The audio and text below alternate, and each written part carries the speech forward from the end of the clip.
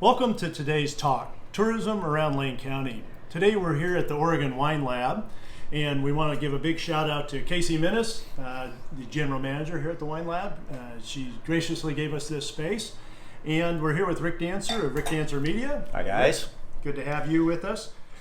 And today we're here with Micah Elconin. And Micah is president of Season to Taste and director of Eugene's Table. So it's appropriate that we're here at Oregon Wine Lab talking about the maker kind of market that we have here in our region. And so today I'd like to talk about that a little bit with Micah, and I suspect that some people that are watching this video don't really know what a food and beverage strategist is or what a food and beverage strategist does. Easy for me to say. That's a big title.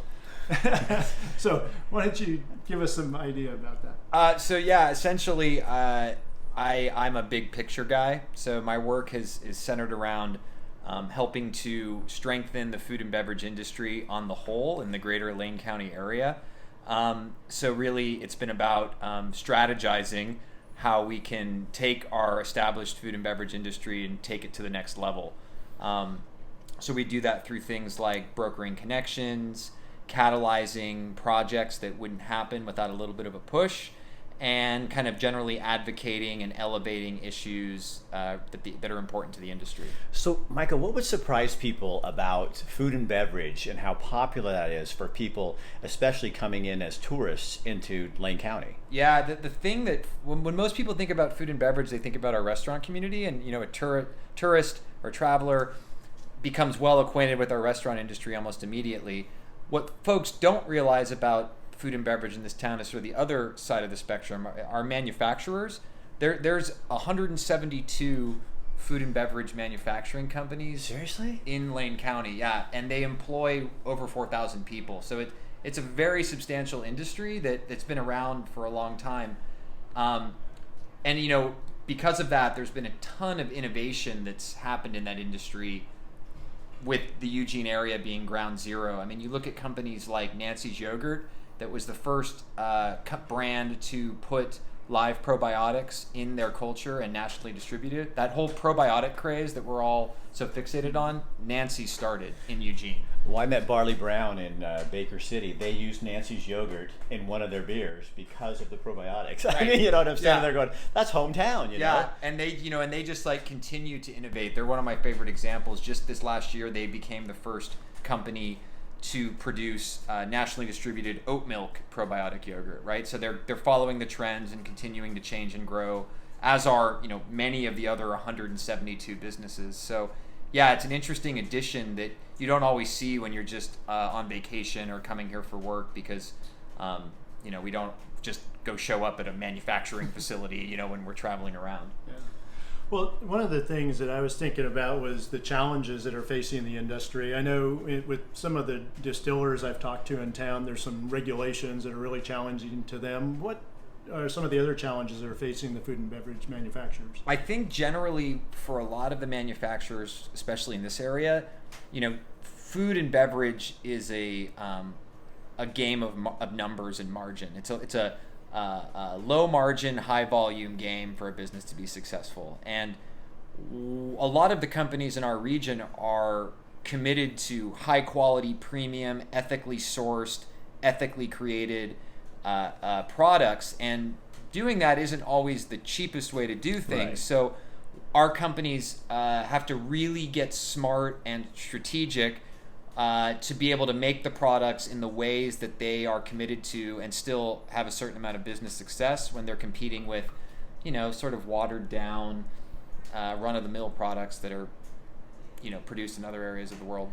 So how can what you're doing help other Travel Lane County members out there who are also in food and beverage? How can you help to connect them with the right people? Yeah, I mean, I think we can do it in a few ways. One, tell our story. At Eugene's Table, we spend a lot of time creating a narrative to help showcase our region. Like I was just sort of saying, the Nancy's Yogurt story is a great one. There's many others that I can share. And then the other thing is, looking for opportunities to integrate these local brands into your offering. So if you're a local hotel, you should be, there's an opportunity to be serving local beer and wine to your guests. Or maybe Nancy's yogurt should be the yogurt at your breakfast, or Grizzly's granola could be with that breakfast, or there's loads of other options. So I think figuring out ways to partner with those businesses and use their products as a part of your kind of travel offering. Because people are looking for that. When you go travel places, I mean, I know Andy does that. I mean, I do that. Yeah. You're looking for, I want to know, I go in and I say, I want to know what the local stuff is. Yeah. So if you have a local honey, local produce, it is attractive to people. Yeah. And it's nice because folks can then take that home with them, and it oftentimes is a really easy way to give them a memory that they can share with others, which then, leads to maybe more travel business for your company. Okay, we have a bonus question for you today. We're going to serve you up a softball here. I'm going to drink your wine before the bonus. This is just open-ended. What have we missed that you would really want our viewers to know about the industry and what you're thinking about moving forward? I just had a meeting before this that kind of inspires my thinking here, and I was learning about sort of the history of Eugene. And like many people know, we were part of the one of the destinations from the Oregon Trail. But what a lot of people don't know that I just learned is that if you look at the way folks had to navigate back in, well over 100 years ago, it was hard to get to Oregon in general, but Eugene was particularly hard to get to because we are surrounded by multiple rivers and multiple mountains. You had to be quite motivated to get to this area and quite crafty and able to fend for yourself. And I actually think that's a really beautiful story that highlights the way our local products are produced. They're produced with a certain amount of fervor and kind of a unrelenting commitment to getting it done. Right. That I really enjoy being a part of at my level, and I think shines through in the end product. And as a storyteller, that is part of our story. Yeah.